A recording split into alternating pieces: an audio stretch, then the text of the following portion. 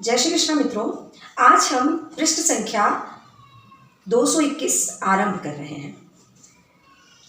दोहा से आरंभ है ये। जन्मु सिंधु पुनि बंधु बिसु दिन मलीन सकलंक सिय मुख समता पाव किम चंदु बापुरो रंक।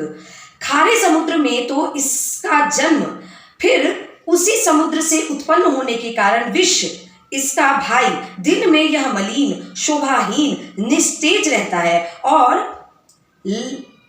काले दाग से युक्त है। बेचारा गरीब चंद्रमा सीता के मुख की बराबरी कैसे पा सकता है। सीता जी का मुख इतना द्रवित करने वाला था, इतना मनमोहक था और इतना श्वेत था कि उसको देखकर उन्होंने चंद्रमा की उपमा लेनी सही समझी राम जी ने। लेकिन जब उन्होंने चंद्रमा की उपमा लेने लगे तो उन्होंने कहा नहीं, यह तो उससे भी ज्यादा तेजवान है, क्योंकि चंद्रमा जो रात्रि के समय दिखाई देता है, जब वो संपूर्ण अवस्था अर्थात पूर्णिमा के समय जो दिखाई देता है चंद्रमा, उसमें बहुत सारे काले दाग बने हुए हैं, तो वो मलिन है। लेकिन सीता का मुख तो तेज टपक रहा है। तो इस प्रकार से उन्होंने चंद्रमा को भी सीता जी के मुख से कमतर आंकना आरंभ किया।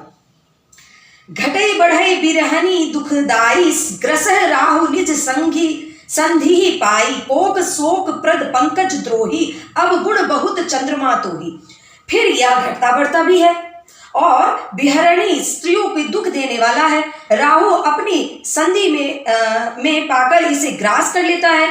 चकवे को शोक देने वाला है, कमल का बैरी है।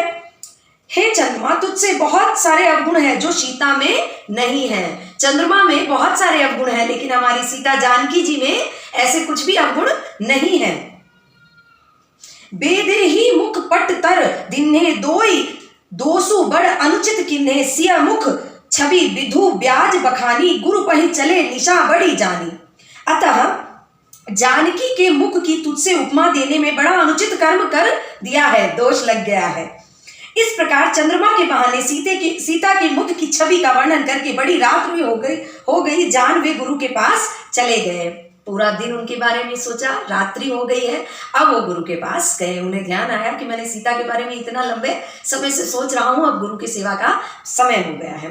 करी मुनि चरण सरोज प्रणाम आयुष पाई किन विश्राम विगत निशा रघुनायक जागे बंधु बिलोक कहन अस लागे। मुनि के चरण कमल में प्रणाम करके आज्ञा पाकर उनसे विश्राम किया। रात बीतने पर श्री रघुनाथ जी जागे और भाई को देखकर ऐसा कहने लगे।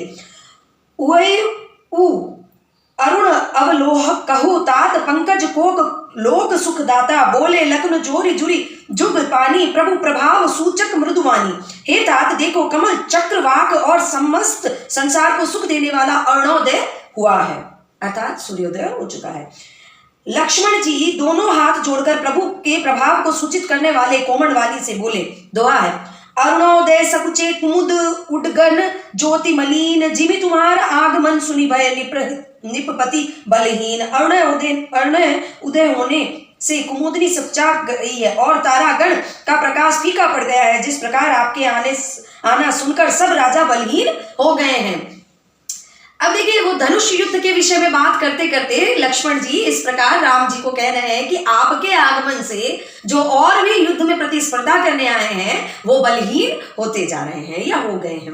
निब सब नखत करही उजियारी टारी न सकही चाप तम भारी कमल कोक मधुकर खग नाना हर से सकल निस आवसाना। सब राजा रूपी तारे उजाला मंद प्रकाश करते हैं, पर वे धनुष रूपी महान अंधकार को हटा नहीं सकते। रात्रि का अंत होने से कमल चकवे भोरे और नाना प्रकार के पक्षी हर्षित हो रहे हैं। ऐसे ही प्रभु सब भगत तुम्हारे हो ही टूट धनुष सुखारे उदय भानु बिनु शम तम नासा दूर नखत जग तेजु प्रकाशा। वैसे ही हे प्रभु, आपके सब भक्त धनुष टूटने पर सुखी होंगे। सूर्य उदय हुआ, बिना ही परिश्रम अंधकार नष्ट हुआ, तारे छिप गए, संसार में प्रकाश हो गया। मतलब अरुणोदय यानी कि सूर्य उदय और मध्य रात्रि के बीच का जो समय होता है, हल्का सा प्रकाश और हल्का सा अंधेरा होता है, तारेगण छुप जाते हैं, उस समय की व्याख्या करते हुए बताया गया। बातचीत ये कर रहे हैं आपस में, उसके बाद सूर्योदय हो चुका है। रवि निज उदय ब्याज रघुरारा रघुआया, प्रभु प्रताप सब निप्रह दिखाया, तब भुज बल महिमा उद घाटी, प्रगति धनुष विघटन परिपाटी। हे रघुनाथ, सूर्य ने अपने उदय के बहाने सब राजाओं को प्रभु का प्रताप दिखलाया और आपकी भुजाओं के बल की महिमा को उद्घाटित करके खोल कर दिखलाया है। धनुष तोड़ने की यह पद्धति प्रकट हुई है।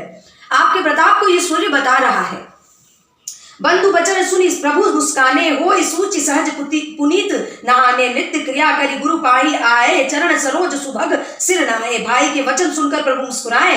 फिर स्वभाव से ही पवित्र राम जी ने शोच से निवृत्त होकर स्नान किया और नित्य क्रम करके वे गुरु के पास गए। आकर उन्होंने गुरु के सुंदर चरण कमलों में सिर नवाया। जो उनकी नित्य क्रिया थी वो उन्होंने की। सदानंद तब जनक बुलाए, कौशिक मुनि पही तुरंत पठाए, जनक विनय तिन आय सुनाए, हर से बोली दो लिए दो भाई। तब जनक जी ने सतानंद जी को बुलाया और उन्हें तुरंत ही विश्वामित्र मुनि के पास भेजा। उन्होंने आकर जनक की विनती सुनाई। विश्वामित्र जी ने हर्षित होकर दोनों भाइयों को बुलाया। सतानंद जी उनके राज्य में कोई अधिकारी थे जिनको बुलाकर, जो उनके विश्वास पात्र थे, जिनको बुलाकर राजा जनक ने उन्हें विश्वामित्र जी के पास भेजा। दोहा है, सतानंद पद बंदी प्रभु बैठी गुरु पाहि जाय, चलऊं तात मुनि कहूं तब पठाव जनक बुलाए। सतानंद जी के चरणों की वंदना करके प्रभु रामचंद्र जी गुरु के पास जा बैठे। तब मुनि ने कहा, हे तात चलो, जनक जी ने बुलावा भेजा है। धनुष युद्ध के लिए हर एक तरह के राजा राजकुमारों का जमघट लगा हुआ था जनक जी के दरबार में। तो जनक जी के मन में तो राम जी बस चुके थे, लेकिन जो उन्होंने एक धनुष युद्ध जो पहले के समय में हुआ करता था, स्वयंवर हुआ करता था, जिसमें राजकुमारी द्वारा राजाओं को चुना जाता था, लेकिन ये कोई साधारण राजकुमारी तो थी नहीं। ऐसा बताया जाता है, हमने सुना है कहानियों में, दादी नानी की कहानियों में, कि सीता जी जो है जब वो धनुष की सफाई करने जाती थी, जो साफ सफाई करने जाती थी, तो वो अपने दाहिने हाथ से धनुष को उठाकर उसके नीचे के जो जिस पर रखा हुआ था उसकी सफाई करके पुनः धनुष को सम्मान पूर्वक रख दिया करती थी। तो ये साधारण तो थी नहीं, तो इनके लिए कोई साधारण वर भी नहीं चुना जा सकता है। और महिमा देखिए ब्रह्मा की कि उसी समय, जिस समय ये युद्ध की घोषणा हुई है, उसी समय श्री रामचंद्र जी जनक के द्वार पहुंच भी चुके हैं। तो संयोग मिलता ही जा रहा है।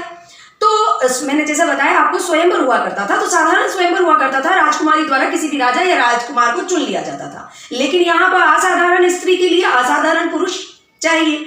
तो ब्रह्मा ने पहले ही ये रच रखा था कि जनक जी को ये इस तरह के शर्त लगाने पड़ेंगे कि मेरी इतनी गुणवान और इतनी शक्तिशाली पुत्री के लिए कोई इसी प्रकार का शक्तिशाली वर चाहिए। तो उन्होंने इस प्रकार का एक शर्त रखी और ये धनुष युद्ध की परंपरा आरंभ की।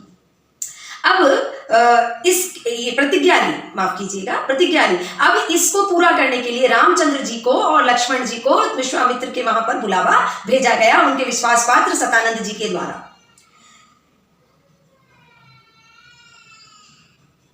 मास परायण 8वां विश्राम, नवहा परायण दूसरा विश्राम आरंभ हो चुका है। सिया स्वयंवर दे कही जाई, इसी कहीं धो दे ही बढ़ाई, लखन कहा जस भाजनु सोई, नाथ कृपा तब जापर होई। चलकर सीता जी के स्वयंवर को देखना चाहिए। अब विश्वामित्र जी दोनों भाइयों को बुलाकर कह रहे हैं कि चलकर सीता जी का स्वयंवर देखना चाहिए, क्योंकि हमें बुलावा आया है। यदि हमें कहीं से निमंत्रण आता है तो किसी भी परिस्थिति में हमें वहां जाना अवश्य चाहिए। तो उन्होंने भी वैसा ही किया, अपने दोनों शिष्यों को बुलाया विश्वामित्र जी ने और कहा कि बुलावा आया है, तो चलकर सीता जी के स्वयंवर को देखना चाहिए। देखे ईश्वर किसका बढ़ाई देते हैं। लक्ष्मण जी ने कहा, हे नाथ, जिस पर आपकी कृपा हो गई हो वही बढ़ाई का पात्र हो गया, धनुष तोड़ने का श्रेय उसी को प्राप्त होगा। अब रामचंद्र जी ने ऐसे ही अट्टहास किया कि देखते हैं ब्रह्मा किसके ऊपर खुश होते हैं। ईश्वर ने ये किसको सीता जी के भाग्य में लिखा है। तो लक्ष्मण जी ने कहा, हे नाथ, बढ़ाई के लायक तो वही है जिसके ऊपर आपकी कृपा हो, और आप वो कार्य को करने जा रहे हैं तो सिद्धि होने से तो कोई रोक नहीं सकता। इस प्रकार पृष्ठ संख्या 221 और 222 मैंने कर लिया है। और मास परायण 8वां विश्राम और नवा परायण दूसरा विश्राम हो चुका है। अब ये आरंभ हो रहा है बालकांड, रामचरितमानस बालकांड ही चल रहा है। 223 कल हम पढ़ेंगे। जय श्री कृष्ण, जय श्री राम।